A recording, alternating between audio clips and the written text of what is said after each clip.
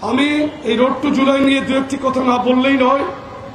আজকে সদ্য ভূমিষ্ঠ একটি রাজনৈতিক দলের আচরণ দেখে মনে হচ্ছে যে বাংলাদেশে কারো কোনো অবদান ছিল না। আমি কাউকে সমালোচনা করছি না।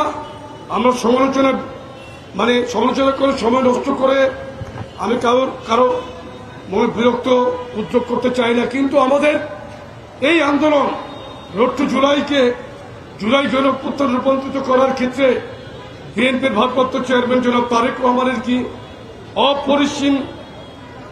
অপরিসীম যে ত্যাগ তিতিক্ষা, সেটাকে তো আপনি উপেক্ষা করতে পারবেন না।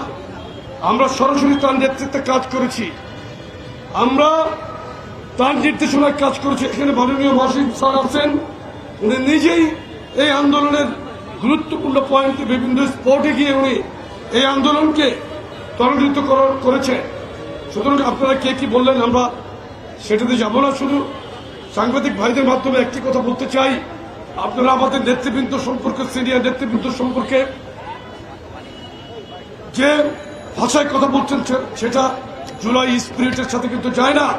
আমি দয়া করে আপনাদেরকে বলতে চাই, রাজনৈতিক ভাষায় বেয়াদবি করবেন না, সংযত হয়ে কথা বলবেন। আমরা কিন্তু রাজনীতির মাঠ কাউকে ইজারা দেই নাই। সবসময় যুবদল রাজপথে ছিল, আগামীতেও রাজপথে থাকবো ইনশাল্লাহ।